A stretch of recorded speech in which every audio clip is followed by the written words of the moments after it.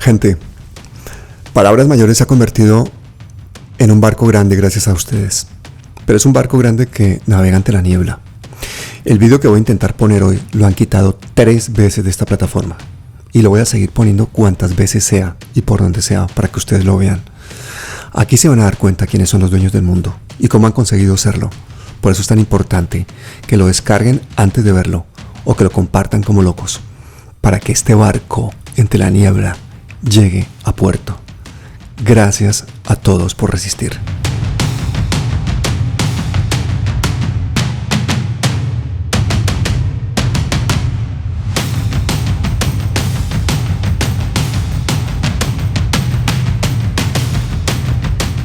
Gente, en los días pasados las imágenes del presidente de México, Manuel López Obrador, y el de Colombia, Gustavo Petro, sonrientes, estrechando la mano del presidente de los Estados Unidos, pues eso ha inundado los medios de comunicación. Y también han aparecido por todas partes pues mensajes triunfalistas y grandilocuentes. Y eso está muy bien, que haya ese diálogo, que haya esas cercanías, y a todos nos abre una puerta de esperanza. Pero quienes conocemos bien la historia del imperialismo norteamericano en general y en Latinoamérica en particular, no lanzamos las campanas al vuelo, ni mucho menos. La sensación es de prudencia y de desconfianza. Y nos obliga a analizar lo que hay detrás de las nuevas jugadas que tiene Washington en el ajedrez internacional. Y por eso he invitado al escritor Jorge McFood, profesor universitario en Estados Unidos, máster en literatura, él es doctor en filosofía y letras, nació en Uruguay y es autor de más de 20 libros que van desde el ensayo histórico hasta la novela. Jorge es uno de los intelectuales independientes más influyentes de Latinoamérica. Y resalto la palabra independiente porque si hay algo que ha dejado claro a lo largo de toda su obra, es que habla sin miedo. Habla sin miedo de los abusos de poder, vengan de donde vengan. Habla de las estructuras criminales al interior de los gobiernos. Habla del miserable negocio de la guerra y en especial no duda en levantar su voz en defensa de las víctimas y de los oprimidos. Yo estoy ahora mismo aquí rodeado de algunos de sus libros. Tiene muchísimos libros que son todos unos compendios realmente impresionantes de defensa de los derechos humanos. Libros que nos llevan realmente a motivarnos en la defensa de unos valores universales que en este momento en Latinoamérica están en alza, porque estamos en un continente rebelde en el que los países parecen estar alineándose en base a plantarle cara a unas potencias, a unos imperios económicos, a unas multinacionales, a unos militarismos que ya están totalmente pasados de moda. Así que Jorge y su activismo y su defensa de derechos humanos a través de esa pedagogía incansable que hace él con sus estudiantes y de esa obra literaria extensa en la que disecciona con bisturí la historia, los intereses, la psicología detrás de los imperios, pues nos ayuda a desnudar todo esto, ese militarismo, esa falta de escrúpulos de quienes se enriquecen con las guerras. Y en especial, Jorge desnuda sin pelos en la lengua ese fanatismo anglosajón que durante los últimos 200 años han arrasado a América Latina. Bienvenido, Jorge. Gracias, Pablo, por la invitación. Es realmente un gusto conversar contigo. Ya estuvimos conversando un buen rato antes, pero ahora sí, para compartirlo con otra gente. Jorge, a mí me parece impresionante la forma en que empieza tu libro, que nace como respuesta a la masacre del Paso, ese 3 de agosto del 2019, con esas 23 víctimas. El motivo básicamente fue que el asesino de El Paso deja un manifiesto lleno de clichés, el reemplazo racial, etcétera. Los mexicanos, los hispanos están invadiendo, es decir, y es el clásico, la clásica narrativa de mitos que son opuestos a cualquier realidad factual que está en los documentos y en las cartas. Y eso lo veo muchas veces en los estudiantes que repiten aquello que aprendieron en la secundaria. Y podríamos mencionar muchos ejemplos, pero básicamente fue un intento de desconstruir esos mitos basado en documentos. ¿Pero qué pasa? ¿Que era un adolescente racista? ¿Quién fue el que hizo ese masacre? Un joven racista, que además son todos segunda y tercera generación de inmigrantes, y antes de cometer la masacre subió su manifiesto. Entró a un Walmart armado a matar gente. Exacto. Y no solo a matar gente, que tenían que ser hispanos. El objetivo era matar hispanos matar hispanos. que no estaban, según él, reemplazando. Y además, ¿qué importa si mi raza es reemplazada por otra? Si por algo será, si no es por una masacre, está bien. Bueno, eso consideraban que era un genocidio blanco. ¿Recuerdas algo parecido que pasó en Nueva Zelanda, que pasó en Noruega años antes? Ese concepto del siglo XIX, del reemplazo de la raza blanca, que al ser colonizadores se dieron cuenta que la mayoría del mundo eran negros o amarillos o lo que sea, no eran blancos y entraron en pánico. Y todo eso que pasa en tu mente para empezar el libro es lo que da lugar a que hiles todo lo que viene de aquí en adelante, ¿o tú ya tenías parte de ese libro escrita?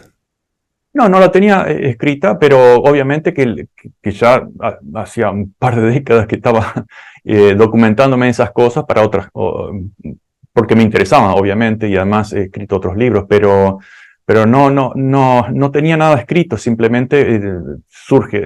Yo me quiero centrar hoy en las primeras 40 páginas de ese libro, Jorge, si no te importa, porque yo creo que ahí nos explica muy bien lo que es la supremacía blanca, lo que son las excusas detrás de los imperios y concretamente lo que ha sido la psicología anglosajona que permite que los norteamericanos se sientan especiales con derecho a tomarse en otros países lo que necesita y a mentir abiertamente, en cumplir los tratados internacionales, etcétera, etcétera. Me ha llamado la atención que dices en varias oportunidades, por ejemplo, que el agresor intenta siempre presentarse como la víctima, que el invasor se quiere presentar como el invadido. Me llama la atención que dices que el agresor se presenta y hace un maquillaje de la realidad y que ese es el ejército más poderoso del mundo. Explícanos eso un poquito, por favor. Sí, es la narrativa religiosa totalmente, y en una religión está bien, no vamos a discutir eso, pero si yo repito una frase y me convenzo a mí mismo de que de X realidad, entonces divorciamos el mundo factual del narrativo. El mismo Ronald Reagan lo dijo en los años 80, a los cowboys no les importaba la realidad, sino lo que ellos querían que fuera, que era lo que ellos creían que era la realidad. Y claro, eso es muy potente, ese mito. El fanatismo es muy potente para amoldar la realidad. Si la realidad no es lo que nosotros creemos, lo sentimos por la realidad. Pero eso es algo muy común y se funda en Estados Unidos especialmente con el despojo de los indígenas. Andrew Jackson da discursos diciendo en el año 1930, por ejemplo, en el Congreso, fuimos atacados y tuvimos que matarlos a todos, los removimos, no sabemos por qué fuimos atacados, si no le hicimos nada. Entonces, y se repite. Siempre se hacen como que son atacados primero, ¿no? Siempre son los indios los que lo atacan a ellos primero. Exacto, eso se repitió mucho antes, incluso habían tratados con los indígenas, todos fueron violados una vez que ya no sirvieran más a Washington. La doctrina Moon no es una doctrina, es decir, la inventan en Washington y los demás tienen que aceptarla, y ellos en muchos momentos de la historia se apoyan en eso como si fuera algo bendito, algo sagrado. Bueno, es la doctrina, pero ¿quién escribió esa doctrina? Y luego el segundo punto es, no lo olvidaremos jamás. Ocurrió, por ejemplo, cuando inventaron la guerra contra México, muchos políticos acá de Estados Unidos dijeron, señor Polk, el presidente en ese momento, sabemos que usted ha estado buscando esta guerra por mucho tiempo. Los militares incluso que invadieron México dijeron, no tenemos derecho a estar acá si esto es tierra mexicana. Pero no importa, él mismo dijo, no importa, siempre encontraremos patriotas, incluso Jackson que lo apoyaba. Y seguimos, en el libro se sigue, por ejemplo, otro ejemplo clásico de la prensa amarilla en 1898, cuando se hunde el Maine, los mismos protagonistas dijeron, tuvimos un accidente acá, y bueno, y en Nueva York dijeron, bueno, eso no importa, los españoles lo hundieron, y así seguimos. Ahora vamos a entrar en eso, vamos por partes, profesor, por favor, vamos por partes, porque yo creo que esa primera parte, esas primeras 40 páginas, vamos a disecarlas un poquito. Okay. Es esta parte en la que tú dices, hay unos mitos fundadores en los Estados Unidos. Hay unos mitos en los que hacen que ese pueblo se sienta excepcional, que se sienta legitimado para tomar todo en nombre de ese destino manifiesto que tienen. Explícanos eso, porque yo creo que esa es la base de todo lo que estamos viviendo hasta nuestros días. Bueno, el destino manifiesto que lo articula O'Sullivan, que era un periodista en los años 40, 1840, 44, mezcla religión, que era la base legitimadora para el pueblo, con intereses. Es decir, incluso cuando llegan a México dicen Dios nos ha dado esta tierra y citan la Biblia, es decir, que Dios le dio al pueblo israelita la tierra cananea o Palestina, etc. Lo trasladan a México. Ahora, ese fanatismo que además lleva al signo del dólar, lleva al signo del interés económico, no es invento estadounidense. Y si recordamos, por ejemplo, cómo Gran Bretaña a través de empresas privadas, como la East India Company, en el 1600 en delante, destruye India, destruye Bangladesh, que eran, incluso después China, que eran economías muy superiores. Incluso en Bangladesh estaba surgiendo una revolución industrial antes de la revolución industrial en Inglaterra. Y no es casualidad, fíjate que la bandera de la East, si buscas en internet es muy fácil, la bandera de la East India Company, ¿qué era? Es la bandera actual estadounidense, nada más que en el cuadrante tenía una bandera británica, es decir, pero son las 13 franjas blanca y colorada, etc. Es decir, es la obsesión utilitarista que luego se lava, muy calvinista, ¿no? Dios nos ha elegido porque somos ricos, o mejor dicho, somos ricos, es una demostración que Dios nos ha elegido. Y el otro elemento calvinista que es importante... el hecho de que seamos ricos es una demostración de que Dios nos ha elegido. O sea, ligan directamente el éxito económico y legitiman con ello entonces su superioridad moral, ¿no? Es decir, claro, es decir, hubo una inversión durante incluso un poco antes del capitalismo, en el siglo XVI, en el cual el catolicismo anterior, excepto la jerarquía principal, obviamente, pero consideraba que la pobreza era santificante. Es más fácil que un rico, que un camello pase por la aguja del ojo de una aguja, que un rico suba a los cielos, etc. Eso era más o menos el dogma, el canon, y eso ha dado vuelta completamente. Es decir, como se introduce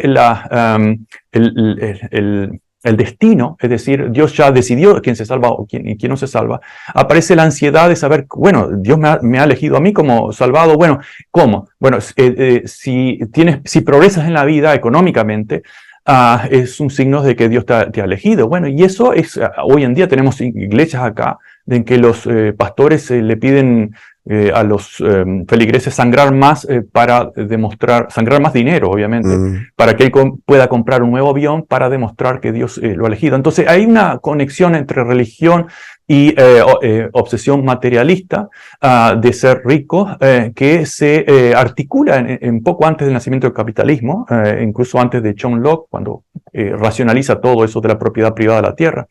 Las raíces están ahí. Ahora, lo que pasa es que en Estados Unidos se funda como nación, primero con un discurso un poco contradictorio, porque es el discurso de la Ilustración, en base a algunos filósofos sobre la igualdad, el concepto de igualdad, etc. Pero todas las personas son creadas iguales, etc., de la Declaratoria de Independencia de 1776, no incluía a los indios, no incluía a los negros, obviamente había esclavos, etc. Es decir, una cosa era la narrativa y luego otra cosa era la práctica. Y la narrativa, las personas no eran ni los indios ni eran los negros, o sea, todo lo que estaba hablando de allí en adelante era solamente para la raza blanca. Era la raza blanca, claro. Incluso las leyes de inmigración decían claramente, para ser candidato a ser inmigrante, ciudadano, naturalizado, tenía que ser blanco. Eso ya a fines del siglo XVIII. Eso era obvio. Y luego muchas otras leyes, hasta 1965, estaban basadas en filtros raciales, hasta muy recientemente.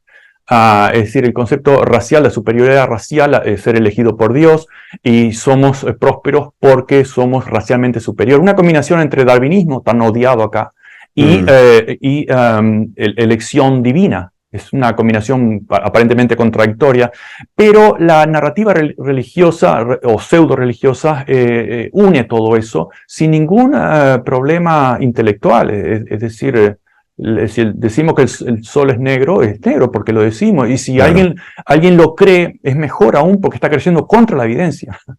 Ahora entiendo por qué dices que muchos de ellos dicen somos un imperio y cuando actuamos creamos nuestra propia realidad. Y entonces en esa propia realidad, pues ellos son víctimas que además se presentan también como héroes, como patriotas, pasan de ser los invasores a ser las víctimas, los invadidos, a tener que defenderse. Y eso es fácil en pueblos entrenados para creer, porque ya tienen mitos fundacionales y porque repiten cada domingo en la misa sin necesidad de pruebas. Y luego lo que les diga la tele, lo que les diga el internet también lo van a absorber de la misma manera. ¿Tú crees que ese pasado racista, clasista, segregacionista de los estados del sur, representado hoy en día, por ejemplo, en el sistema electoral norteamericano, que es absolutamente absurdo, seguimos pagando las consecuencias de eso hoy en día? Sí, después de la primera generación fundadora, llamada fundadora, que era hipócrita, pero en sus ideas era mucho más humanista, con Andrew Jackson se refunda Estados Unidos y pasa a ser mucho más evidente. El sistema electoral, los sureños de hecho eran una minoría totalmente irrelevante en cuanto a número con respecto al norte. Y la única forma de hacer que se integraran electoralmente fue creando el sistema que tenemos hoy, es decir, con electores. Y además se contaban cabezas de esclavos que no votaban, pero se contaban como número para tener más electores. El sur de Estados Unidos, la expansión de la esclavitud fue lo que creó el Estados Unidos moderno, no solamente territorialmente, se duplicó con Texas y el resto de los estados del oeste, sino que la mentalidad es la sureña. Incluso la mentalidad de las corporaciones, ese odio al trabajador en el mundo se celebra el 1 de mayo, pero no aquí en Estados Unidos, pero es ese odio y ese miedo al de abajo, ya estaba en el sistema esclavista, en el cual el amo era responsable de expandir la libertad, decían ellos, y la esclavitud es el mejor sistema para expandir la libertad, la civilización y el orden. Y los negros, o algunos, o muchos negros esclavos, incluso no negros, pero esclavos, absorbieron esa moralidad, lo explica muy bien Frank Fanon, en los 50, absorbieron esa moralidad del esclavo, así como en América Latina el indígena absorbió la moralidad del colono y se trató de ser un buen indio, un buen negro, un buen pobre, es decir, aquello le convenía al de arriba. Una buena demostración de eso es que se anexionen Texas con la idea de tener un territorio en el que pudieran expandir la esclavitud, y eso lo hacían en nombre de la libertad, ¿no? O sea, qué cosa más absurda, expandir la esclavitud en nombre de la libertad. Esa contradicción ahí es perfecta. De territorios anexados para hacer más esclavos y lo hacen en nombre de la libertad. Exacto, porque los mexicanos desde los 20 estaban decididos a abolir la esclavitud. E incluso Guerrero, que no era muy blanco, es decir, dijimos esta gradualidad y ya, se terminaron las ceremonias y desde hoy en adelante no hay esclavos. Es decir, estaban seriamente decididos a abolir la esclavitud, como muchos otros países, con la excepción de Brasil, que la termina en 1888. Y eso, los mismos fundadores de Texas, Austin, Houston, pero sobre todo Austin, decían, los mexicanos nos han tratado excelentemente bien. El único problema aquí es que están decididos a abolir la esclavitud. Y todos decían, nos van a arruinar. Imagínense, negros libres, ¿qué va a pasar con nuestras pobres hijas? ¿Las van a violar o algo así? Esa obsesión del peligro del de abajo, intelectualmente inferior, pero peligroso, más fuerte o superior en otros aspectos, se continúa y se continúa hoy en día. No es algo del pasado. El pasado no muere, no se puede matar. Incluso la guerra civil cambia un elemento legal, pero no cambia la cultura. Y ya dijimos, se sustituye la esclavitud por el sistema de corporaciones, que son esclavitud moderna, es decir, los trabajadores pasan a ser esclavos asalariados y peligrosos, por lo cual hay que destruir sus sindicatos que quieren destruir América y el orden de Dios, etc. Es lo mismo que tenemos hoy, un tema de la antigua esclavitud sureña, maquillado, adaptado a los tiempos, y la misma arrogancia de siempre y el mismo desequilibrio económico imperial. O sea que el amo de las plantaciones ha sido reemplazado por la multinacional, y básicamente la multinacional es pues una dictadura, ¿no? Porque las empresas son unas dictaduras totales. Absolutamente. No solo Vamos a decir, una pequeña empresa todavía tiene una escala en la cual el patrón, el dueño, tiene cierta relación de amistad con sus empleados, todavía más o menos. Pero en la mayoría de las empresas que salen de esa escala, y sobre todo las grandes corporaciones, el empleado es un esclavo, tiene cero participación en el proceso laboral o en cómo se distribuyen las cosas. Hay algunas excepciones, como algunas cooperativas. Pero el mundo capitalista internacionalmente está distribuido de esa forma.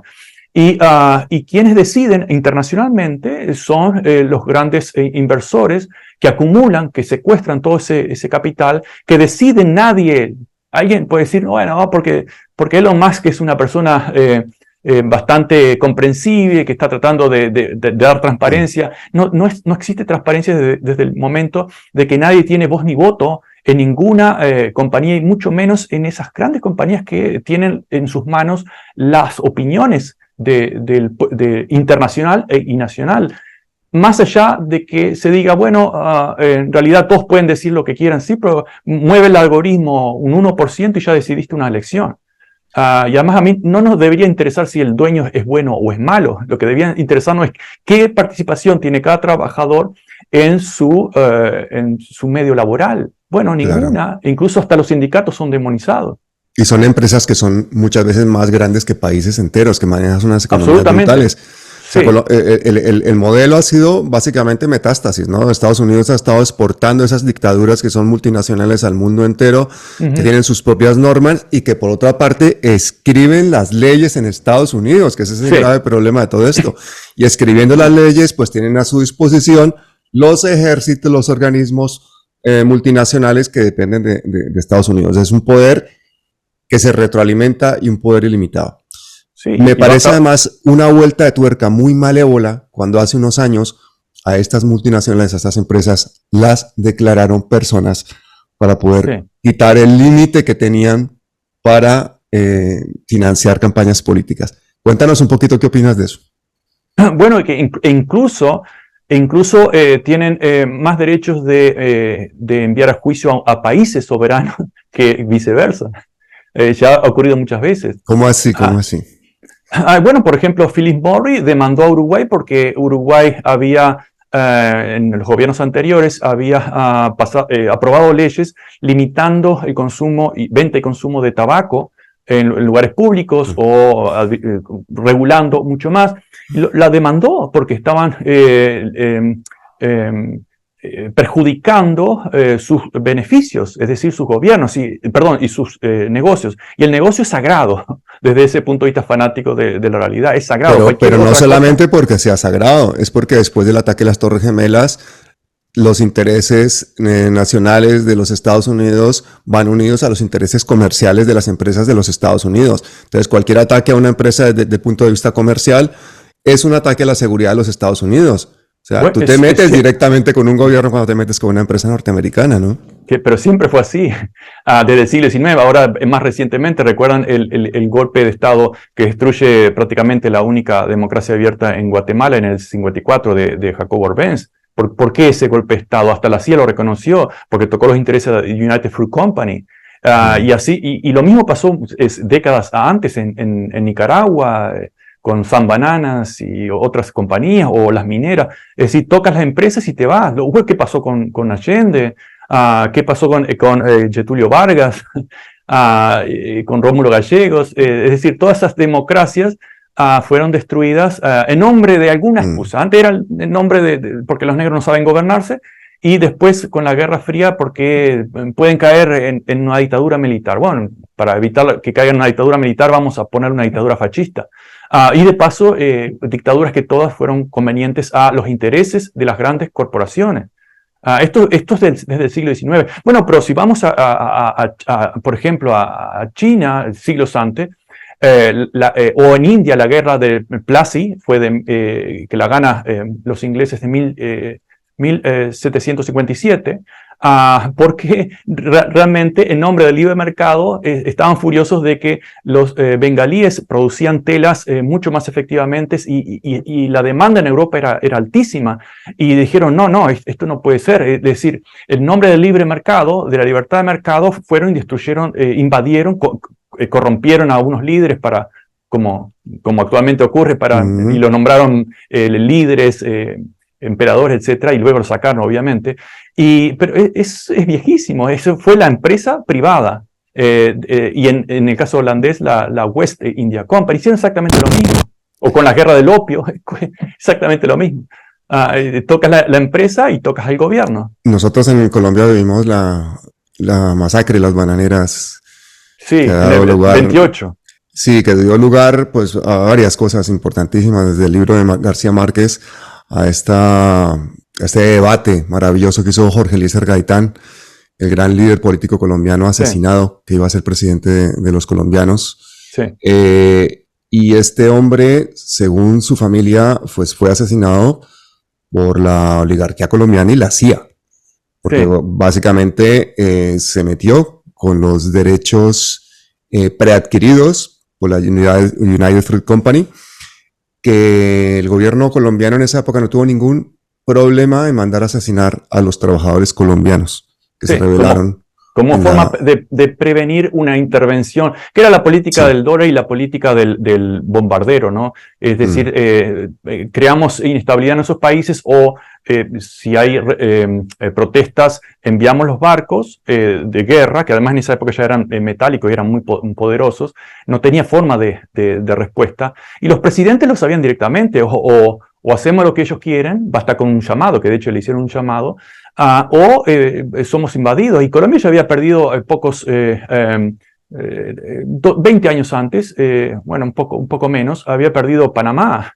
Y Roosevelt directamente dice, no voy a aceptar que estos monos van a ponerse en el camino del progreso de la civilización, porque el Congreso colombiano no había aceptado los términos, que eran muy desfavorables para continuar el canal en Panamá, empezado por los franceses el siglo anterior, y simplemente puso dinero a una revuelta, se separó Panamá, y en la masacre de las bananeras, obviamente que no querían otra intervención de ese tipo, es decir, una forma muy sutil, pero muy sangrienta, y todos saben el lenguaje, qué es lo que pasa. Entonces mejor hablar bien del poder, y todos estamos contentos y hacemos mejores negocios. Pero esa crueldad y ese creerse superiores, yo creo que no es solamente de los anglosajones. ¿No pasa un poquito lo mismo en la conquista de América? Estos primos Francisco Pizarro y Hernán Cortés que llegan, que su Dios los impulsa a matar hombres, mujeres y niños y a tomarse toda clase de riqueza sin ningún remordimiento. ¿No es esa misma falta de escrúpulos? Ellos en su época, además ayudados por el acero, los caballos y las enfermedades, someten a dos poderosos imperios. ¿No es un poco lo mismo? Es lo mismo, exacto, con distintas características. En el caso de los españoles era absorber el oro, porque necesitaban el oro para financiar su imperio, que quebró muchas veces. La gente, no había trabajadores, simplemente era extraer oro. Parte de eso lo fue robado por los piratas en el Caribe, pagaron deudas en la corona inglesa. Y España había sido el ganador de la Reconquista en el 1492, y el ganador, esa arrogancia, decía, a nosotros no nos enseñen cómo se hacen las cosas, porque somos los ganadores. Y no aceptaron nuevas ideas, nunca hubo una ilustración en España, y el fanatismo que llevó a vencer a los musulmanes y a expulsar a los judíos como consecuencia de la derrota musulmana, era una prueba de que Dios estaba con ellos. Hernán Cortés, cuando corta manos, masacra niños, quema aldeas y todos, para impresionar a Moctezuma, en los relatos que sabía que le iban a llegar a México. Eso es la clásica definición de terrorismo, ¿verdad? Matar, exterminar a un grupo para cambiar la idea al otro grupo de poder. Y siempre lo dijo, y la prueba está en que Dios nos dio la victoria, por lo tanto, Dios está con nosotros. Y los mexicanos además tenían el mito de Quetzalcóatl en parte, no completamente, pero era que, bueno, su Dios lo había abandonado y además venía a reclamar el trono. Es decir, el mito mexicano que jugó contra ellos, y el de Viracocha también en el caso de Perú, jugó contra ellos, contra los imperios de ese momento, que también eran imperios. A veces se dice, bueno, que eran brutales, pero los europeos no eran menos brutales. Sí. Pero tenían, como decís bien, tenían esa arrogancia de apoyados por Dios, ese fanatismo.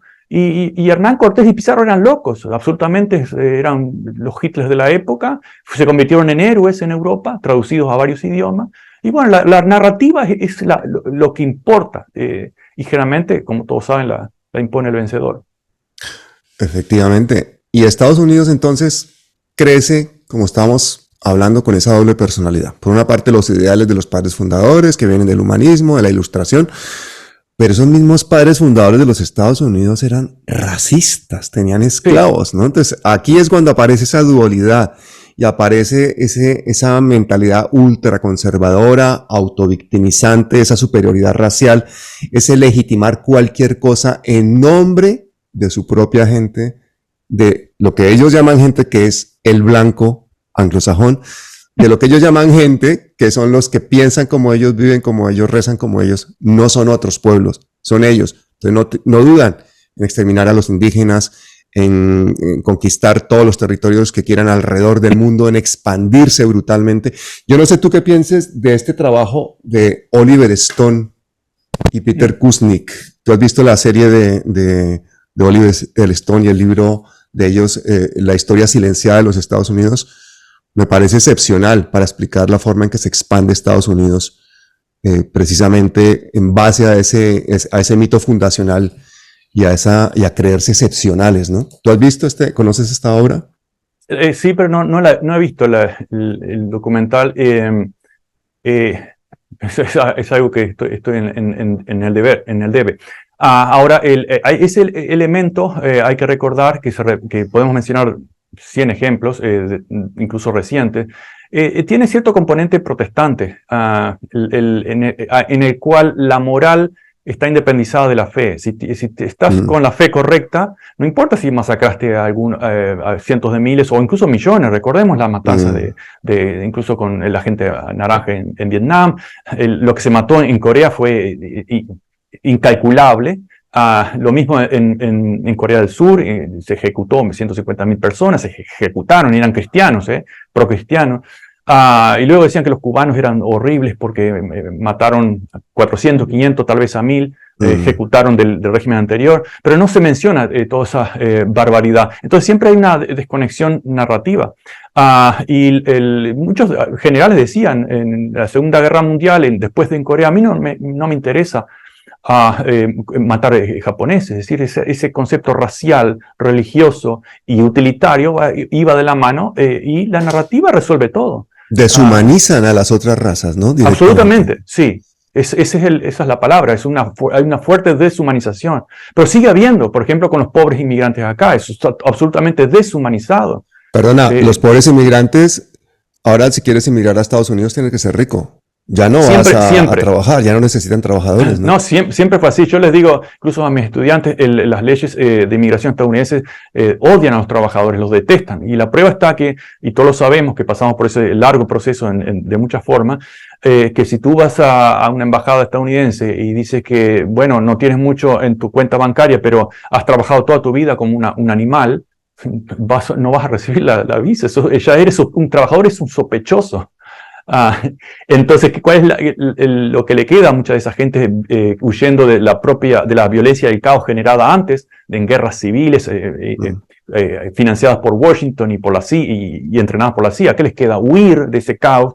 Y cuando vienen acá, bueno, son la prueba, o sean haitianos, o sean centroamericanos, de que no lo dicen directamente, pero que ahí tienen los mismos negros de siempre que no saben gobernarse y vienen a pedir acá y vivir de nuestras costillas. Otra vez, el divorcio absoluto entre realidad y narrativa. Pero ¿cuál es la clave ahí? La ignorancia. Los medios se han encargado de repetir, cuando digo los medios no solamente de televisión y de radio, etcétera, sino la cultura mismo se ha encargado de repetir mitos totalmente autocomplacientes que no reconocen sus crímenes, pero por ningún lado. Y cuando alguien apunta a aclarecer o por lo menos a mencionar algunos de esos muchos crímenes, resulta que es antiamericano. Es decir, pero es parte de la protección narrativa contra todo aquel que simplemente apunte a los hechos. Y acá tenemos el caso de Florida, ya pasamos a las leyes. Los libros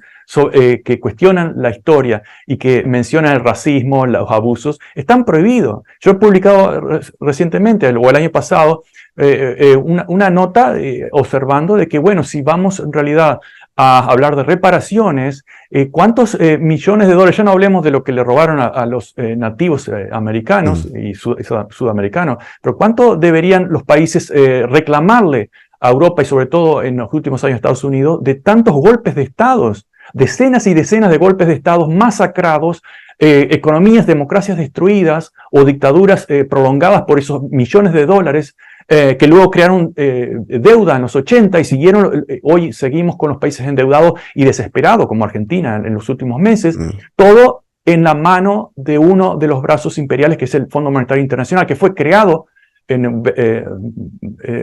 precisamente para consolidar el esquema del dólar dominante luego de la Segunda Guerra Mundial y continuó financiando dictaduras y esas deudas en África y en América Latina están totalmente pagas, pero bueno, sería otro tema.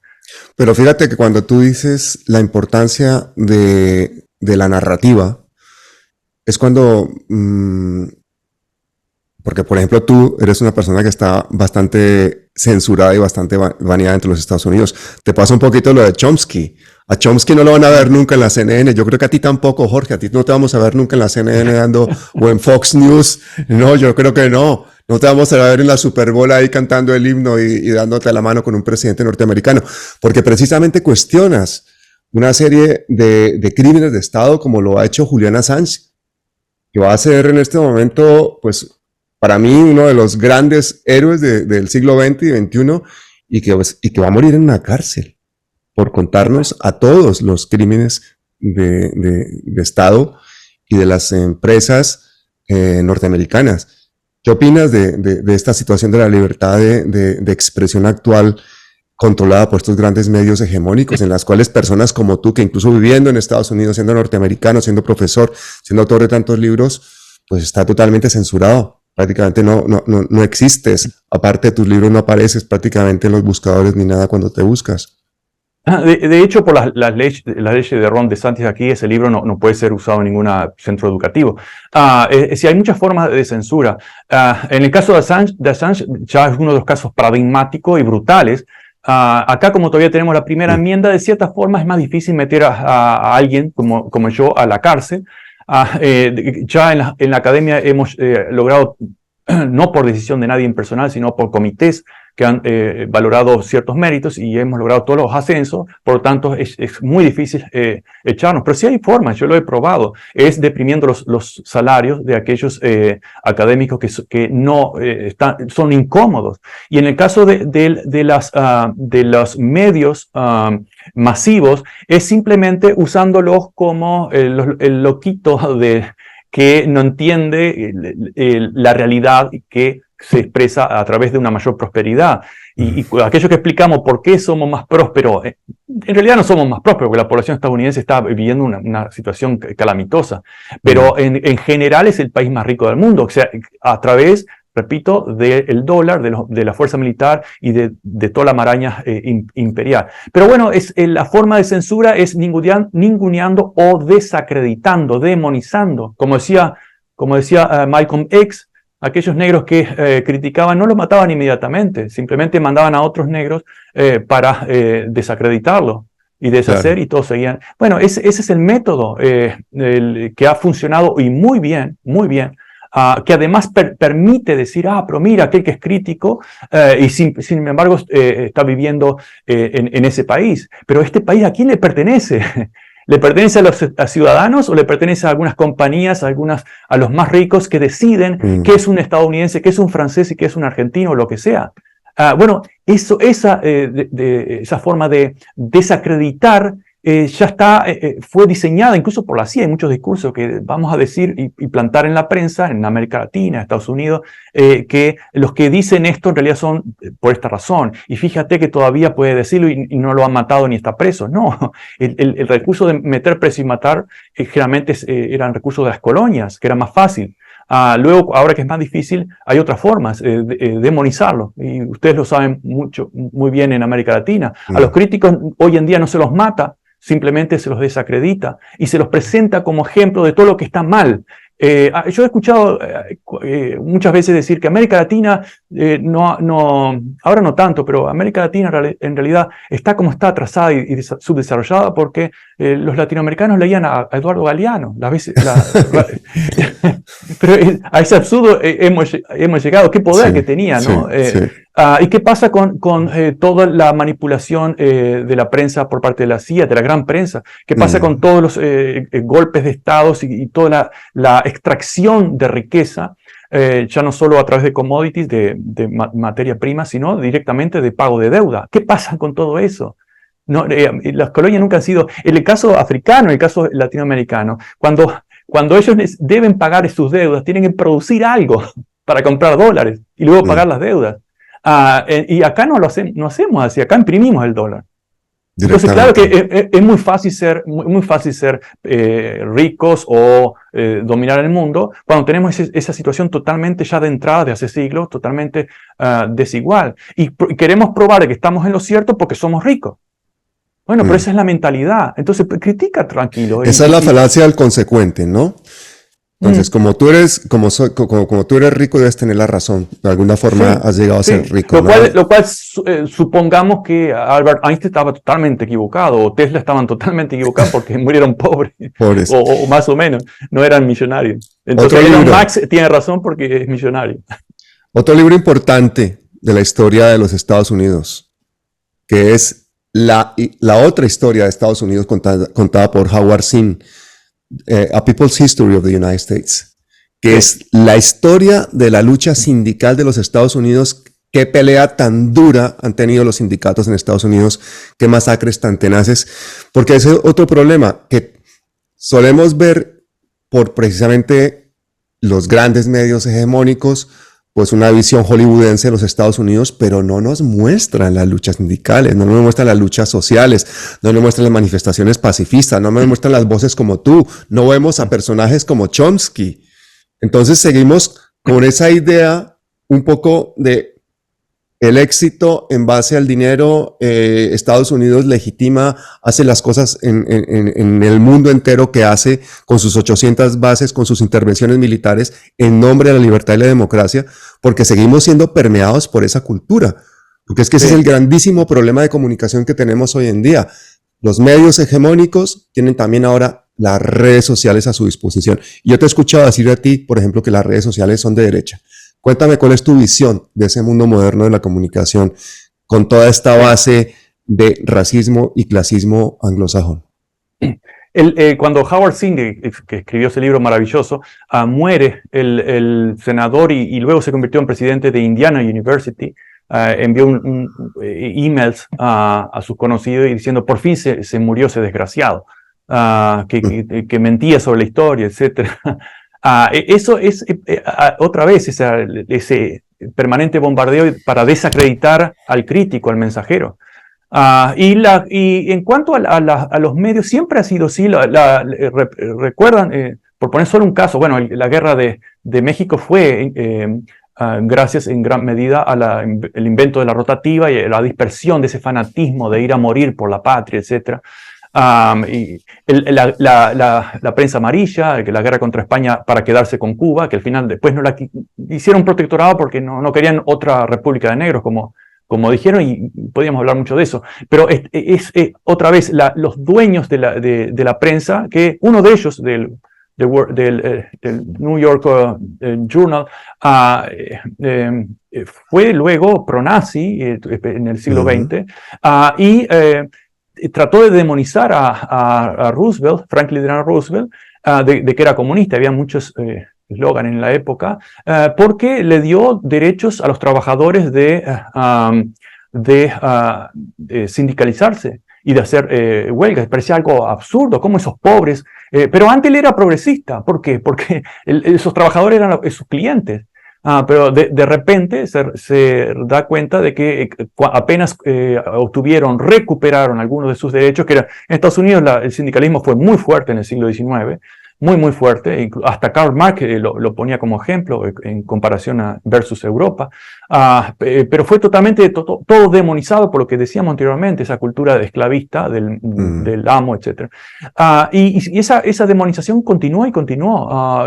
Sirvió para salir en gran medida los sindicatos, el gasto a los necesitados en los años 30, en gran medida, no totalmente, pero fue uno de los elementos que sacó a Estados Unidos de la Gran Depresión.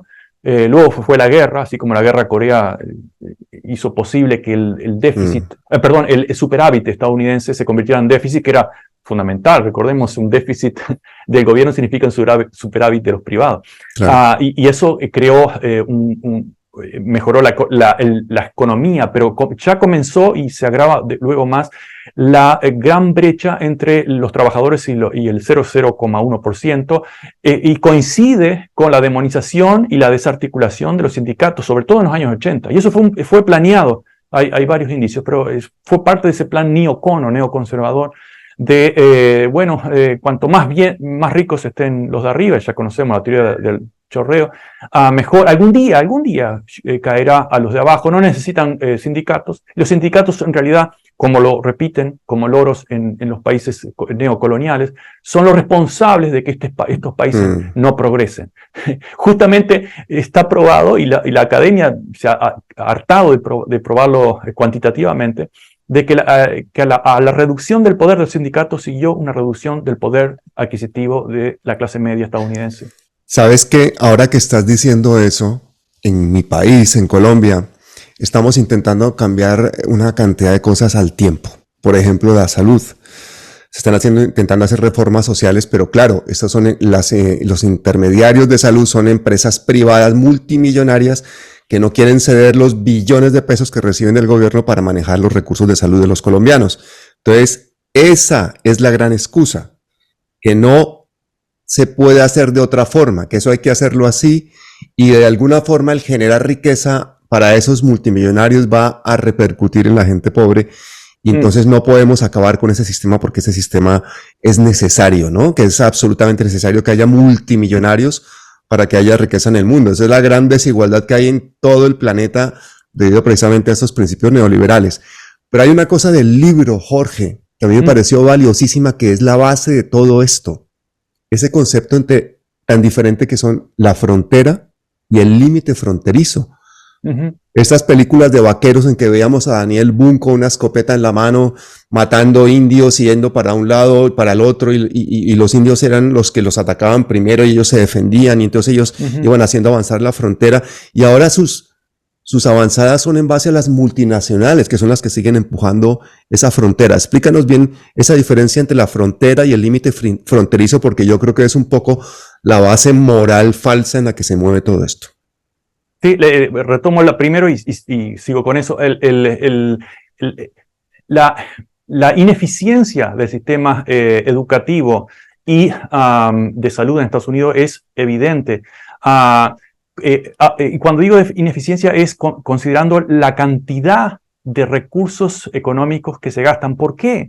Porque gran parte de eso va a las corporaciones, y las corporaciones, cuando tienen muchas veces monopolio, como en el caso de los cables de televisión o en otras corporaciones, deciden y aumentan los beneficios, incluso aumentando las tarifas. Es decir, ese modelo de retiro, como se impuso en Chile, de retiro privatizado, etcétera. Ese modelo nunca ha sido efectivo, y repito, no es que esté en contra de las pequeñas empresas privadas, sino que aquellos elementos de necesidad básico no pueden estar a la disposición del antojo de las grandes capitales o de las grandes corporaciones, que siempre van a priorizar sus ganancias y no el bien común. Eso está claro. Incluso muchos académicos acá lo han puesto en ejemplo, que pasa Cuba, la medicina, con toda su pobreza, con todo el bloqueo, incluso es más efectiva que acá, con todo lo que gastamos aquí. Incluso hasta la edad, la expectativa de vida es la misma, si no más alta que acá.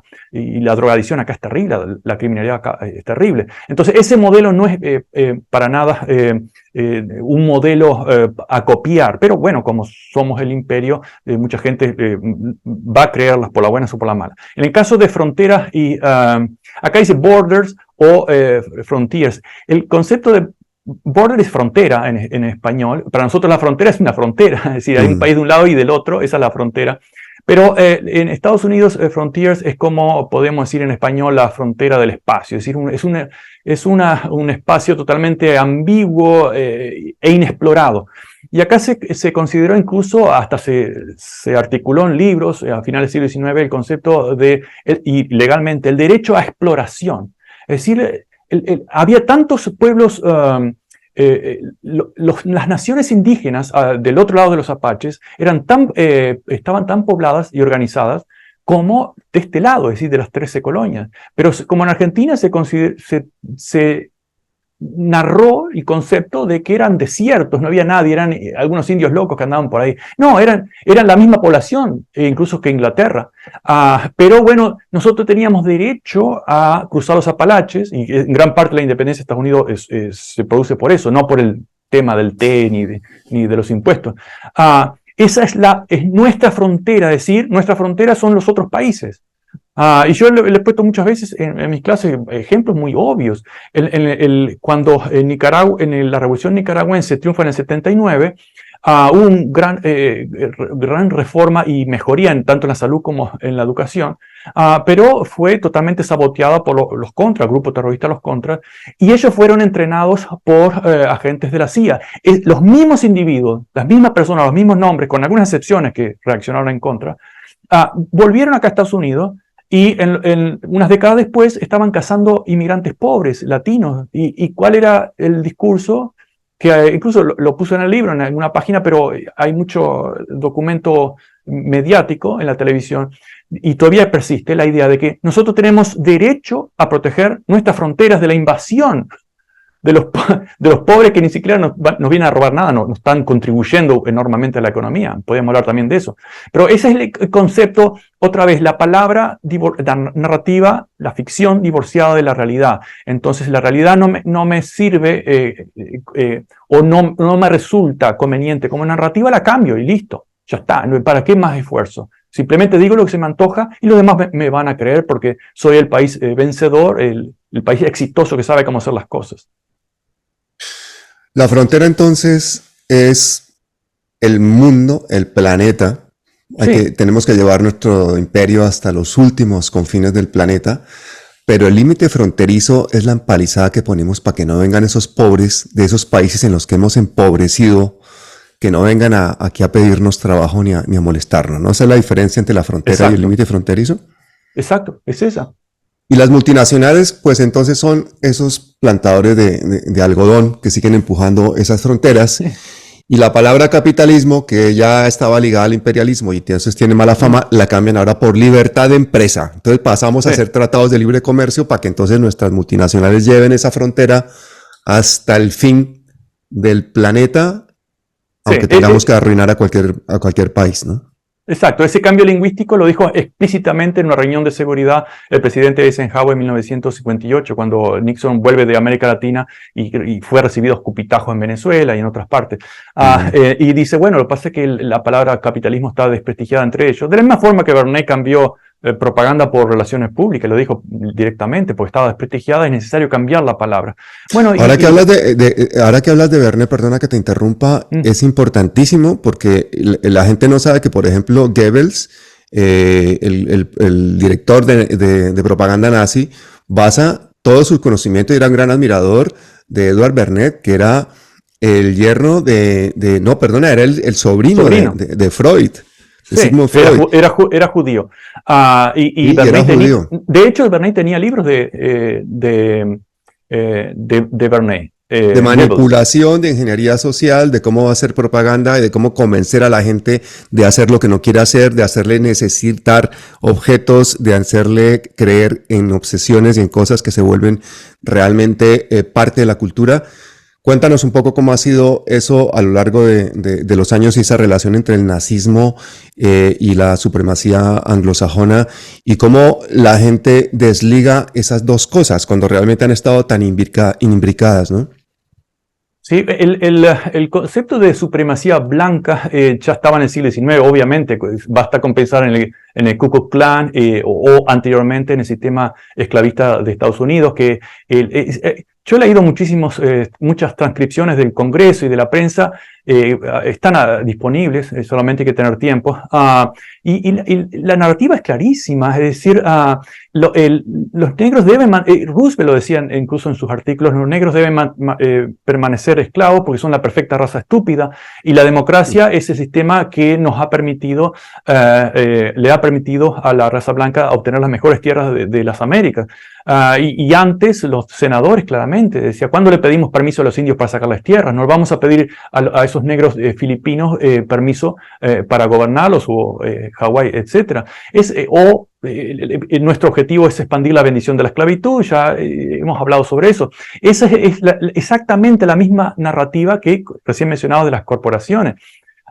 Que hacen transnacionalmente absolutamente lo que quieren. En el caso del racismo, se escriben varios libros a finales del siglo XIX poniendo a la raza blanca como víctima, incluso el famoso poema de Rudyard Kipling, La pesada carga del hombre blanco, lo escribe en Inglaterra.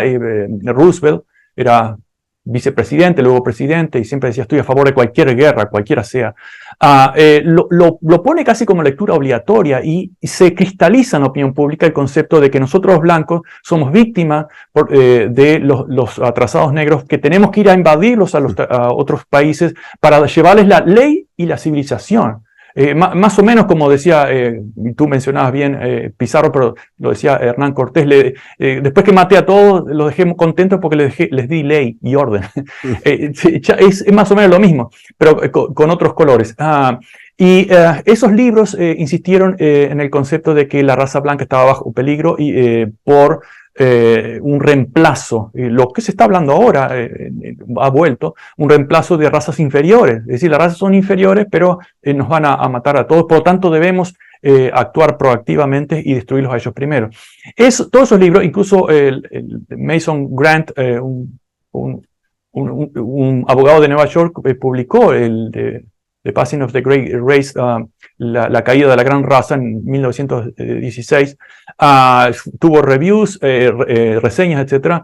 Y también el concepto, incluso hasta los pelirrojos, los irlandeses eran una raza degenerada en el siglo XIX, recuerden, no eran blancos, pero incluso hasta los castaños ya no eran superiores, las mujeres castañas no eran superiores a las rubias.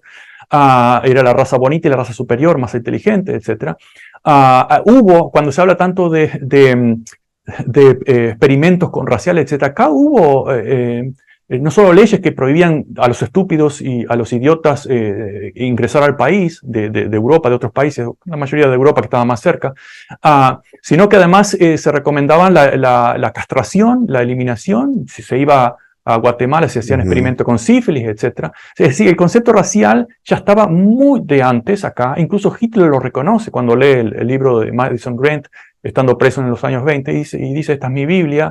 Se inspira, no quiero decir que se crea en ese momento, pero se inspira aún más con todo ese racismo estadounidense. Y luego resulta que Estados Unidos es el campeón contra los nazis, están las películas, etc., cuando en realidad esperaron que los soviéticos y los nazis se mataran entre ellos. Lo dijo Truman en los años 41, dejemos que se maten y luego vemos que el que va ganando nos oponemos a ellos. Incluso el nazismo era súper popular entre los grandes empresarios, Henry Ford, la GM, muchos, ya hemos hablado de eso.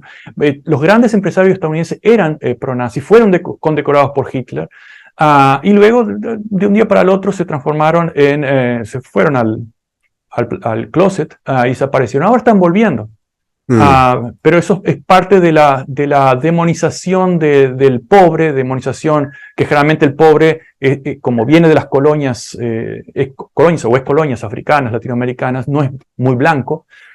Entonces ya que calza perfecto. No hablemos de imperialismo, hablemos de invasión racial. Porque también es parte de la sensibilidad protestante, ver rostros, ver cosas visuales, pero no ver ideas más abstractas y generales. Por algo la tapa del Times siempre es una cara, no son conceptos. Acá es más fácil ver al vecino que que no fue a trabajar hoy y que me está robando con mis impuestos, que ver realmente quiénes son los ladrones, que nos roban millones y trillones de dólares desde arriba, muy fácilmente, aprobando leyes, no solo aprobando, como bien dijiste, escribiendo las leyes en comités del gobierno, etc. Entonces, el racismo es una excelente excusa para continuar la larga, vieja concentración de capitales del capitalismo que nace especialmente en Inglaterra en el siglo XV, más bien XVI. Hablando de eso, yo creo que tu libro conecta espectacularmente con otro libro que yo creo que tú conoces, no lo sé, que se llama Tragedy and Hope 101 de Joseph Plummer. No lo he leído. Voy a tomar nota, a ver si me la pasás por... Bueno, este me parece, este libro es complementario totalmente al tuyo, porque este cuenta la historia de esa supremacía anglosajona, pero a partir del Imperio Británico, de Sudáfrica, de las minas de diamantes, y nos cuenta de una forma descarnada todas esas guerras sucias, todos esos ataques de falsa bandera. Esto se basa en el libro de Carroll Quigley, en Tragedy and Hope, del gran historiador norteamericano, que era el asesor de varios presidentes norteamericanos y que era un hombre pues que estaba en todas las universidades norteamericanas haciendo pues la cátedra, las mejores publicaciones, un científico, y él quería hacer como obra póstuma un libro que recogiera todo lo que era la historia de éxito del hombre blanco, del imperio británico, del imperio norteamericano y del hombre anglosajón en el mundo.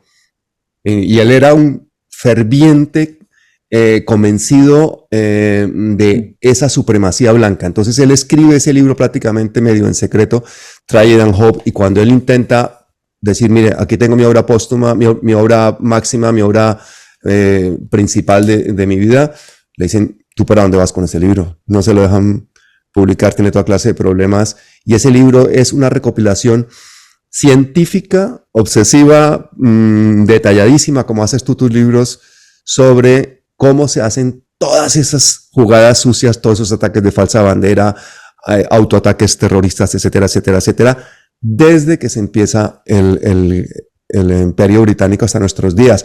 Ese libro de Carroll Quigley es un tocho de miles de páginas que no se lo lee nadie. Entonces este hombre, que es un norteamericano, Joseph Plummer, lo resume en 193 páginas.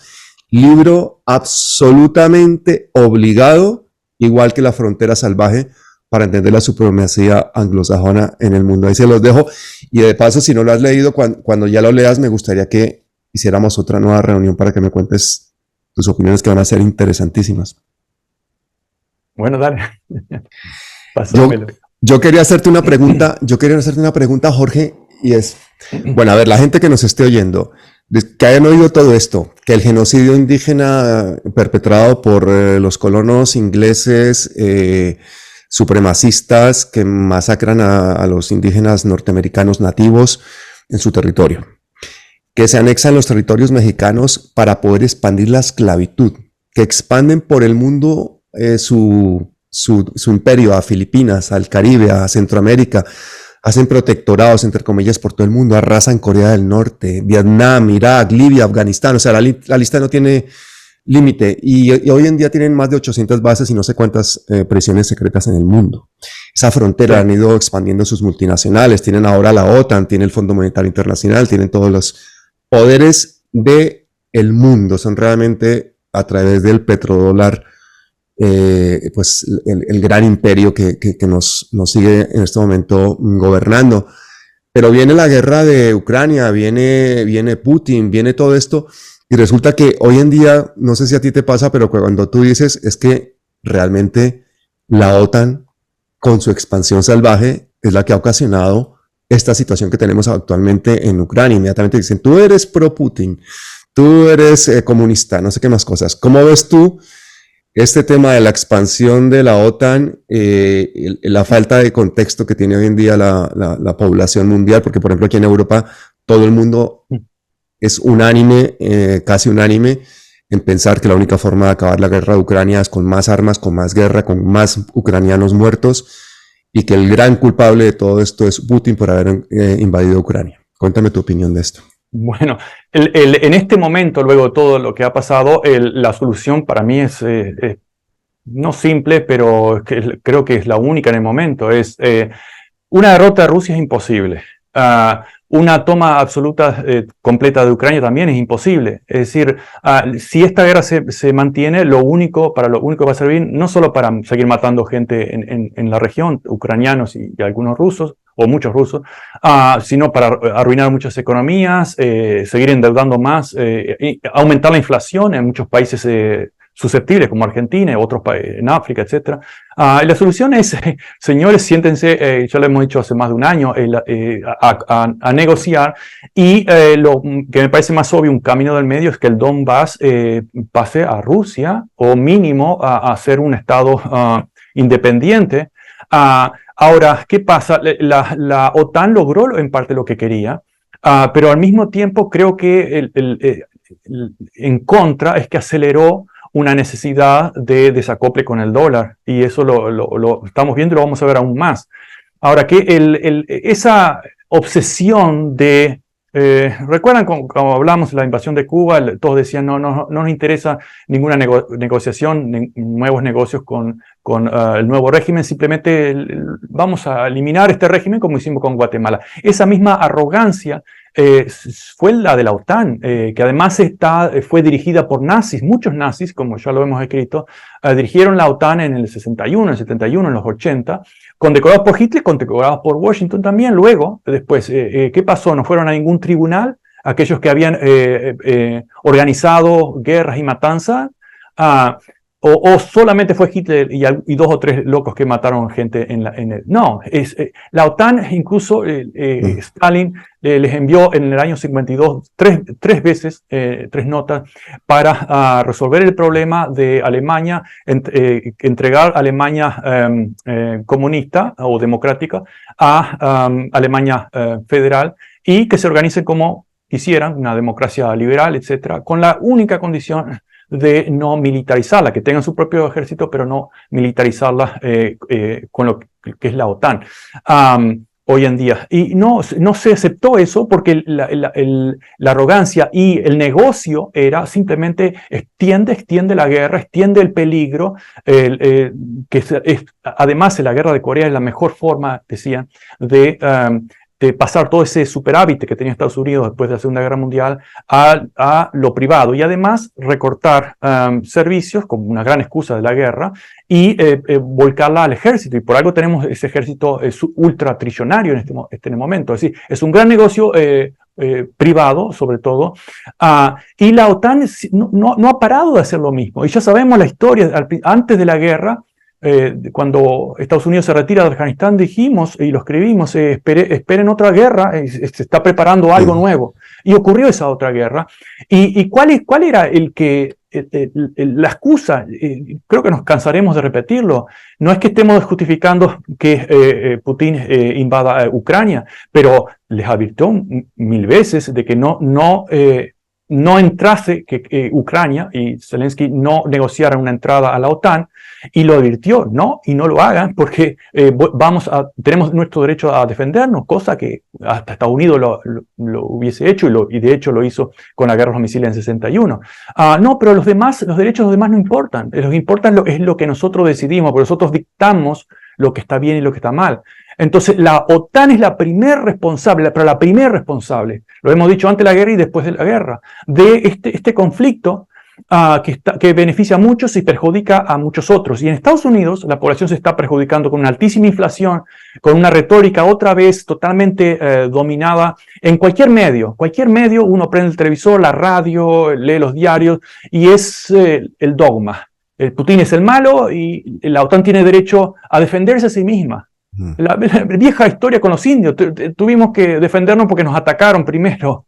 Pero ese discurso ya lo hemos leído, escuchado desde hace siglos. Jorge, y es que ahí viene la otra pregunta que quiero hacerte, y para eso tengo que dar un poquito de contexto, porque es una pregunta difícil, y más para ti que estás allí en Estados Unidos. Los ataques de falsa bandera de Estados Unidos pues son muy conocidos.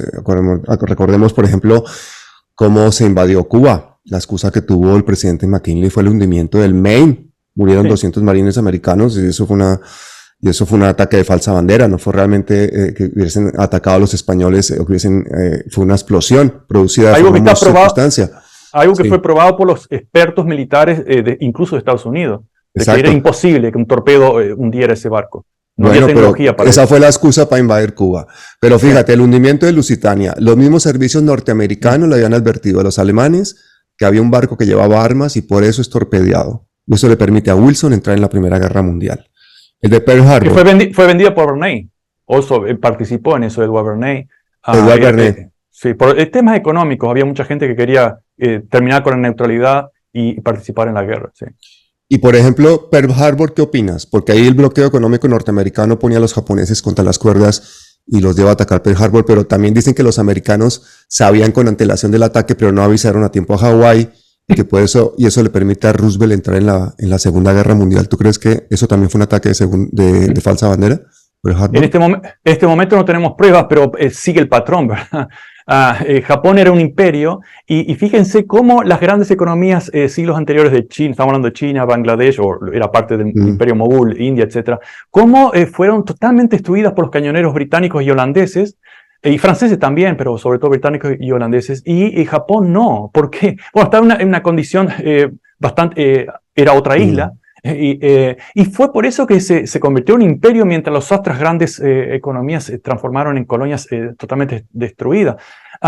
Y la guerra del opio de Inglaterra también surgió por falsas banderas, ¿verdad? Que los chinos no querían comprar opio, etcétera, quemaron algunas fábricas, etcétera. Oye, y la Vietnam también, que acusaron de torpedear a un barco en el estrecho de Tonkin a los vietnamitas, que tampoco era verdad, y eso fue lo que les permitió empezar la guerra de Vietnam, ¿no? El conflicto de Suharto y Suharto en Indonesia era parte de destruir la organización de países no alineados, como pasó en África, Ghana, después Libia con Mohammed Gaddafi, y en Indonesia, que en el 66 se mató casi 1 millón de personas, ejecutaron directamente, culparon a los comunistas contra el gobierno que no era deseado de Suharto, y instalaron a otro dictador, Suharto. Y también culpamos al enemigo. Esa es casi está en el handbook, en el manual de la CIA. El manual de la CIA está cómo hacer ataques de falsa bandera, seguro. Así igual que en el manual de la Escuela de las Américas le enseñaban a los militares latinoamericanos cómo asesinar, cómo torturar, cómo deponer un gobierno, etcétera, etcétera, etcétera. Pero acuérdate que además fue una cosa muy sangrante en el posible ataque de falsa bandera para justificar la guerra de Vietnam, y es que 40 años después el secretario de Estado, McNamara, confesó que ese torpedeo del barco en el estrecho de Tonkin había sido un montaje, que era mentira. Y esa guerra ocasionó que 3 millones de personas murieran en Vietnam. Solo murieron 60,000 norteamericanos. Esos son los monumentos y todo lo que se oye en todas las películas y el país conmocionado. Pero murieron 3 millones de vietnamitas en la guerra de Vietnam.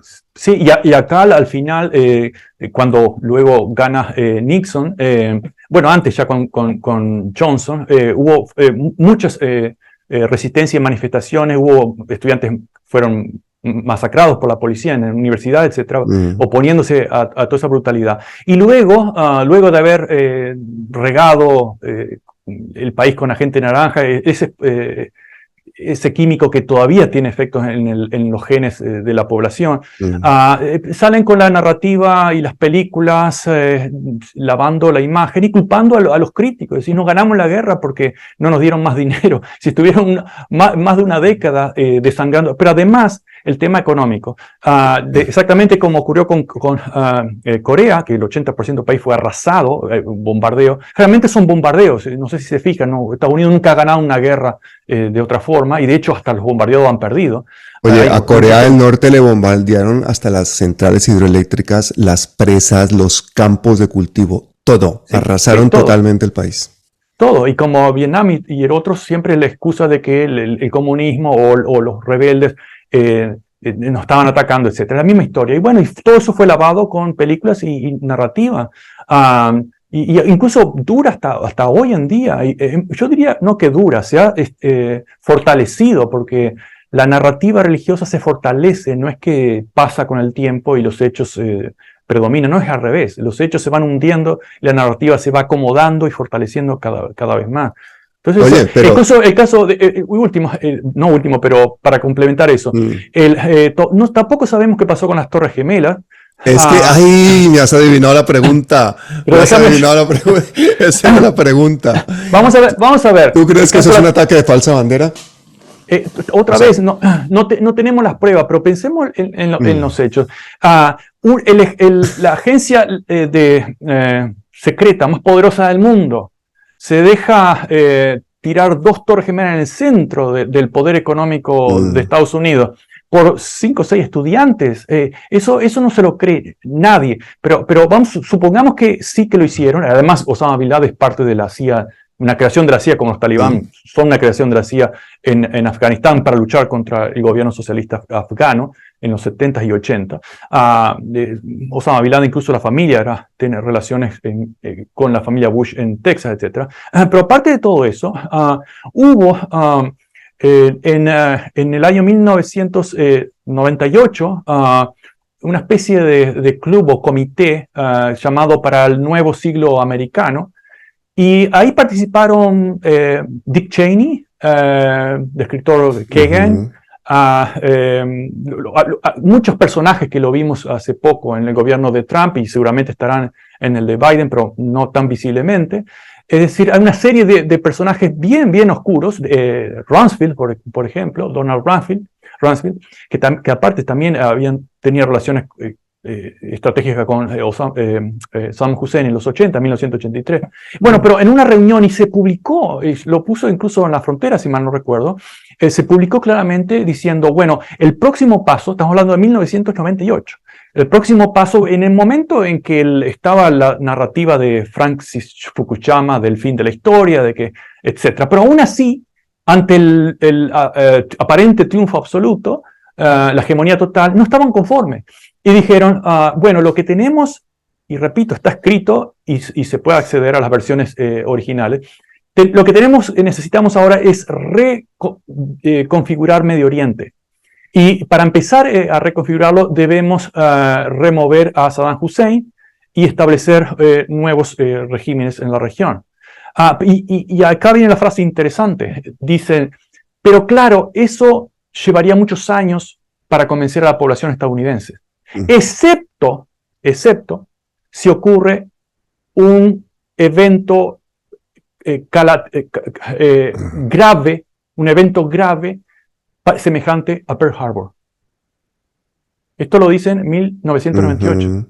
Entonces, ¿no hay pruebas? No hay pruebas, pero ¿qué pasó? Sí, conociendo de cómo se manejan los conspiradores, permanentemente creando grandes eventos mediáticos que luego se lo atribuyen a otros, a los negros primero. Fueron los indios los que nos atacaron, ¿no? Exacto, nos atacaron primero, los comunistas, los musulmanes, etc. Siempre es necesario. Ahora los chinos, los chinos no son nuestros enemigos, pero bueno, ya lo están inventando como enemigos. ¿Por qué? Porque no se puede aceptar de que haya otro país, otros continentes, otros países que compartan este planeta. Entonces, es decir, si uno dice China no es el enemigo está acá adentro, bueno, pasa a ser un sospechoso pro-chino ahora. Bueno, pero la vieja historia de los indios. ¿Hasta cuándo? Oye, Jorge, y va a ver, para Colombia, nosotros somos el Israel norteamericano, el Israel latinoamericano, y tenemos 7 bases y parece que 2 más y quieren poner otra.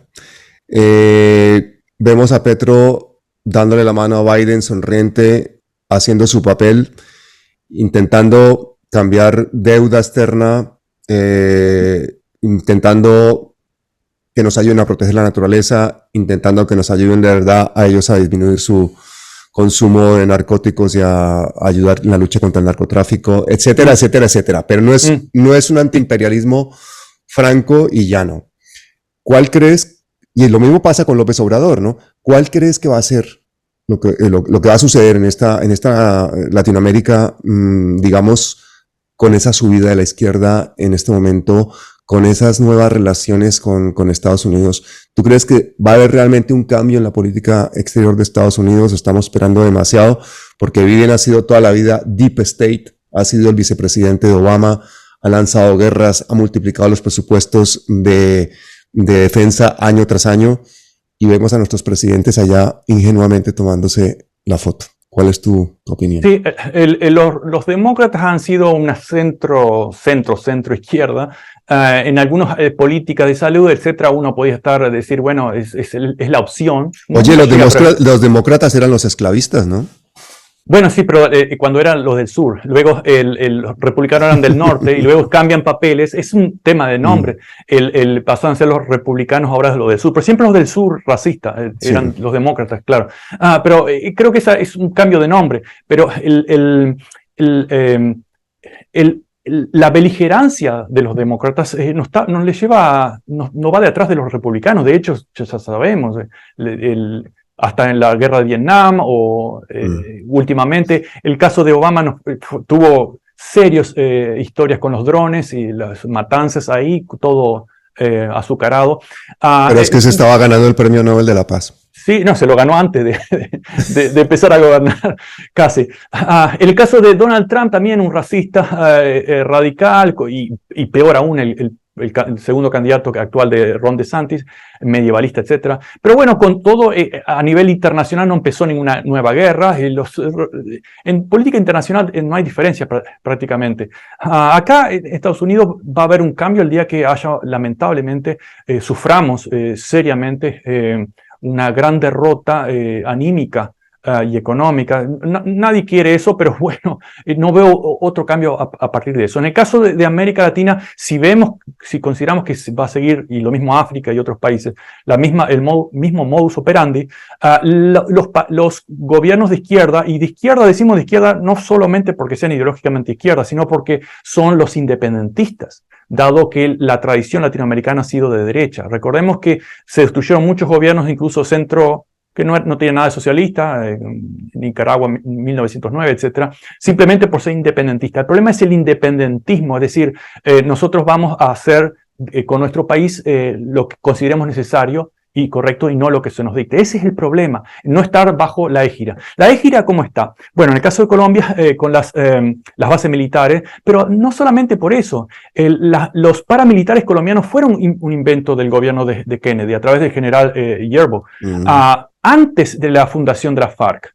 Y si vemos todas las décadas que siguieron después, todos los conteos indican que las FARC fueron responsables de más o menos un 10% de todas las víctimas en esa guerra civil, y el resto fueron los militares y sobre todo los paramilitares. Los paramilitares son realmente el poder, no solamente militar, sino anímico, ideológico. Son el grupo terrorista que mantiene a muchos callados y además continúa matando por cientos por años, continúa matando incluso después de los acuerdos de paz.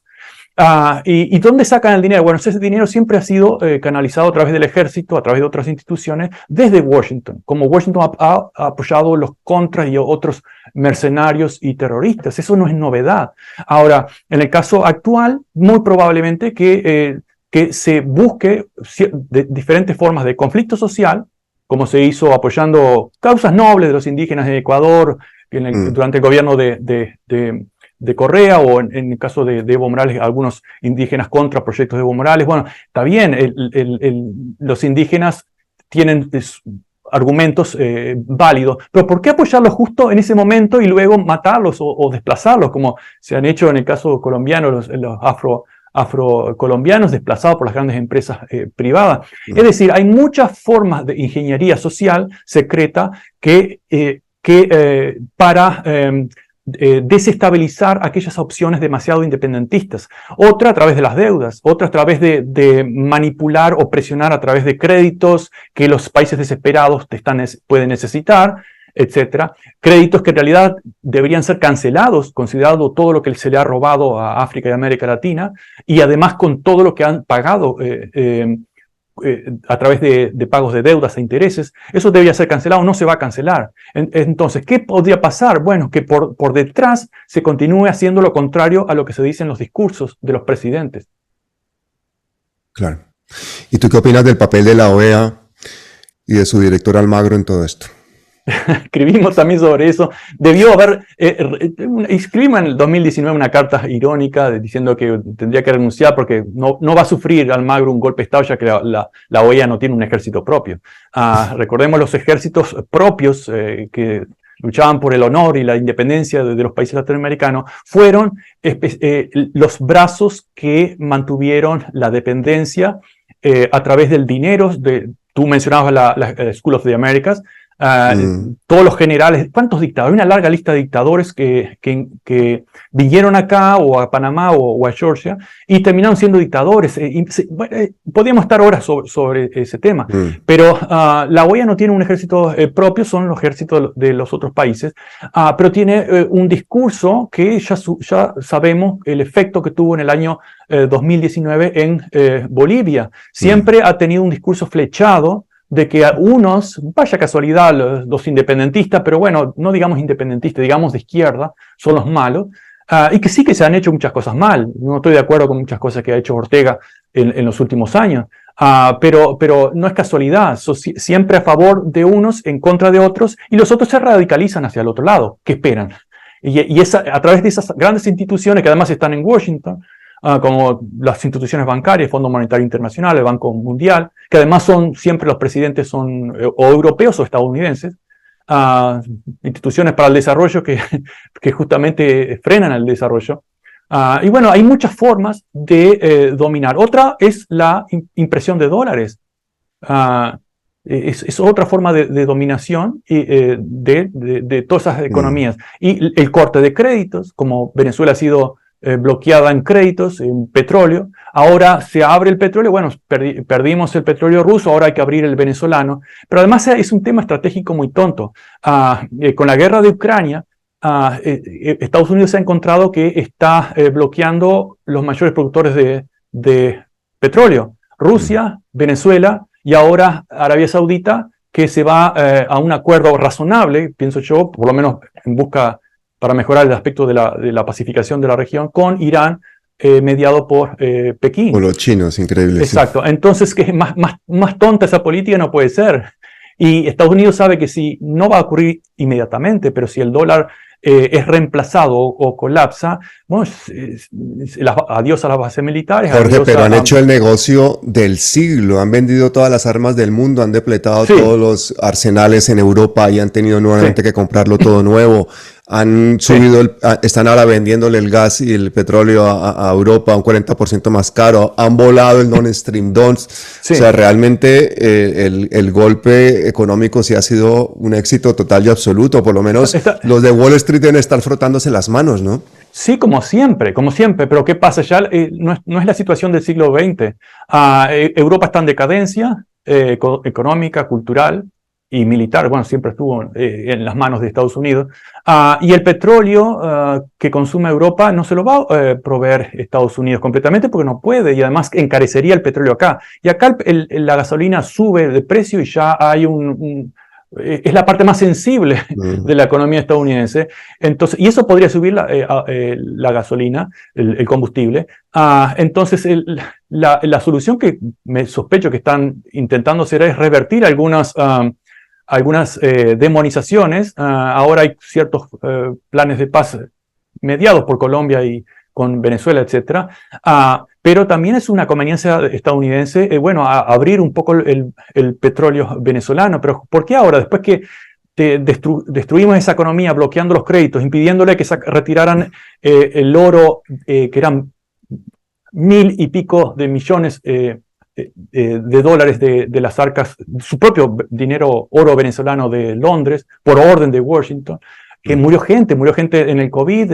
Hay varios economistas estadounidenses que han calculado que aproximadamente solamente el bloqueo es responsable por 40.000 muertes en Venezuela, etcétera, más de 1.000 millones de inmigrados, etcétera. Y la gente no ve eso, siempre ve la cara de Maduro o la cara de algún otro muchacho malo, que son los responsables de todo. Lo mismo con Cuba podemos seguir. Pero bueno, por un lado tenés razón que sí que se pusieron a Europa en el bolsillo, pero les va a quemar, van a tener que sacarla en algún tarde o temprano. Y mientras tanto, los países del sur global, con mucho más conciencia, están intentando, no es fácil.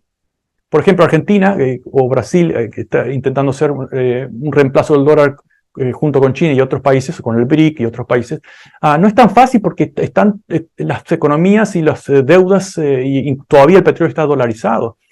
Pero si esa tendencia continúa y hay una opción, bueno, ya en Estados Unidos vamos a tener serios problemas. Ahora, yo diría que problemas a corto plazo, porque lo mejor que le puede pasar a este país, lo mejor que le puede pasar es dejar de ser un imperio, es dejar curarse de esa obsesión de controlar todas las vidas de los demás, de decir qué es lo que está bien, lo que está mal, que es la única opción, el único, como se repetía, el único mundo posible, y ponerse a vivir de una vez por todas. Hay 100.000 personas que mueren por sobredosis acá en Estados Unidos, 40.000 por violencia de armas, hasta niños. La gente está furiosa, fastidiada, enferma. ¿Y para qué queremos todo ese dinero? ¿Para qué queremos dominar el mundo si además de injusto ni siquiera le está sirviendo a la sociedad estadounidense? Todo se va para el 0,1%, que es el que tiene los medios narrativos globales en sus manos. Entonces, hasta que no haya un golpe, más que un Pearl Harbor, algo interior, un colapso interior, la gente no va a cambiar de mentalidad. Lo ideal sería, bueno, que se desconcentre la riqueza de una vez por todas, y eso tendría un fuerte cambio en la narrativa. Pero los que están en el poder nunca se dieron poder gratuitamente. Entonces, por lo tanto, siempre no ha se puede ser sido muy optimista. Claro, siempre ha sido a la fuerza y con el engaño, y esta expansión de esa frontera no fue solamente a los territorios indígenas, fue al resto del mundo, y el mundo es redondo y les ha llegado la frontera a sus propias narices y es insostenible con la vida en la tierra. Jorge Mahfoud, ese es otro yo podría estar horas, tema ecológico. Horas hablando contigo de toda clase de temas. Yo creo que este es la primera invitación de muchas a Palabras Mayores. Este es un público latinoamericano progresista. Para finalizar, quería hacerte una última pregunta que me la hacen muy repetidamente. Hay un uso exagerado de la palabra libertad y libertario por parte de la derecha. Precisamente me parece muy en la tónica del imperio anglosajón y de la supremacía anglosajona, en el sentido de decir, es que estamos defendiendo la libertad, y muchas veces lo que vemos es que están defendiendo las libertades de los que tienen privilegios, no las libertades de todo lo demás. ¿Cómo podemos hacer para descodificar ese lenguaje libertario, ese lenguaje engañoso con el que se nos pretende una y otra vez vender soluciones para que sigamos igual? En una parte menor es haciendo conciencia, es menor, pero no es irrelevante. Considerando, por ejemplo, que lo mismo de la expansión de la libertad fue acuñado por los esclavistas, considerando que la libertad de mercado nunca existió, siempre hubo gobiernos imperiales, sea Londres, sea Washington, que impusieron a fuerza de cañón nada con respecto a la libertad de mercado, entendiendo de que aquellos libertarios que hablan de la libertad del mercado y la economía para resolverlo todo, no están hablando de Estados Unidos ni están hablando de Europa, están hablando de colonias. A las colonias se les impuso libertad de mercado para que vendieran sus productos principales, materias primas, y compraran las manufacturas o lo que le interesaba a las metrópolis imperiales. Esa es la libertad de mercado, la libertad del esclavo, la libertad de la colonia. El otro elemento es estructural. Mientras haya una hiperconcentración de recursos, que es típica del capitalismo, ¿verdad? La concentración de cualquier forma de recursos, y luego la extorsión del resto del mundo a través o de créditos o de deudas. Recordemos, Estados Unidos extorsionó a gran parte del mundo antes del año 71 a través de su superávit, incluso en los 20 y 30, y el resto fue a través del déficit, creando bonos del Estado, obligando a aquellas economías a mantener el dólar, porque a nadie le convenía que el dólar se deprimiera demasiado, etc. Entonces hay un tema estructural, un tema de, primero, la moneda global, la divisa global no debe ser simplemente dominada por un gobierno, por un país, primer punto. La concentración de riqueza debe ser, te estoy hablando de la opción más pacífica, porque la otra opción es grandes crisis a través de los problemas ecológicos, a través de la gran desigualdad social y nacionales en el mundo. Eso puede traer grandes crisis y grandes quiebres violentos que no le va a gustar a nadie. Entonces la forma más pacífica y tal vez menos realista es que se comiencen a erosionar esas terribles, obscenas diferencias intersociales, internacionales, si no queremos algo mucho peor. ¿Tú te ves a ti mismo como un activista? No lo había pensado de esa forma, simplemente... Sabía que me ibas a contestar eso y hasta ahí llega. Tu humildad es realmente impresionante. O sea, yo conozco pocos activistas tan potentes como tú y sabía que me ibas a decir eso. No, simplemente escucho ciertas cosas que me parecen... Yo desde chico, que pasaba 2-3 años en mensajes a la cárcel de Libertad en Uruguay, encontraba una fuerte contradicción entre lo que veía, las narraciones de las escuelas diciendo que teníamos democracia y paz y todo, etc. Y por otro lado, en los fines de semana o en algún momento veía gente perseguida, presa, torturada, pues sabían que habían sido torturados, etc. Siempre vi ese divorcio como algo insoportable. Y cada vez que veo continúa y continúa, simplemente respondo. No he pensado nunca me he pensado como activista y no creo que lo sea. Pero a ver, si a los 13 años ya eras activista, a mí un pajarito me contó que tú a esa edad tenías una memoria privilegiada. Cuéntame cómo eran esos mensajes de libertad que llevabas y por qué los llevabas y a dónde. Bueno, eran cosas muy concretas. Por ejemplo, como los familiares tenían que hablar por un teléfono y eran escuchados por los guardias. Pero danos el contexto, ¿de qué estás hablando? ¿De qué cárcel? ¿Qué situación? De la dictadura militar uruguaya que comenzó en el 73. Y también, entre otras, se responsabilizó a los Tupamaros, que en realidad vinieron después de los agentes de la CIA en los 50 y toda la manipulación que ya conocemos en el resto de América Latina. Entonces, esa dictadura de los 70, había muchos presos políticos, en una cárcel que además se llamaba Libertad, porque estaba en el pueblo Libertad, del departamento de San José. Esa ironía muy rioplatense. Los presos, los prisioneros, no eran presos, eran prisioneros políticos, además de ser torturados, no tenían acceso a mucha información exterior, entonces siempre había muchas formas de filtrar a través de dibujos, a través de signos, etc. Y en mi caso, mi abuela tenía un hijo, un tío mío, que después murió, que dijo, mi abuela dijo, eres Tupamaro. Dijo, no era, pero ahora sí lo soy. Me he hecho Tupamaro aquí dentro de la cárcel. Y yo a veces lo iba a visitar en el patio de juegos y todos los niños jugaban al tobogán, hamaca, un momento muy bucólico. Y yo me sentaba al lado de él. Incluso la novela, el mismo juego recrea gran parte de eso, pero a través de un personaje que también tiene un exceso de memoria y sufre por eso. Y entonces le pasaba, por ejemplo, a fulano le han reducido la condena a 33%, ese tipo de historia. Algo pasó en el país en tal momento, o incluso Jimmy Carter perdió las elecciones contra Ronald Reagan, el manicero perdió con el actor, ese tipo de cosas. Y los guardias estaban ahí al lado, nunca sospechaban que ese niño podía estar pasando información. A veces se acercaban, se alejaban, y yo me callaba y continuaba con la historia.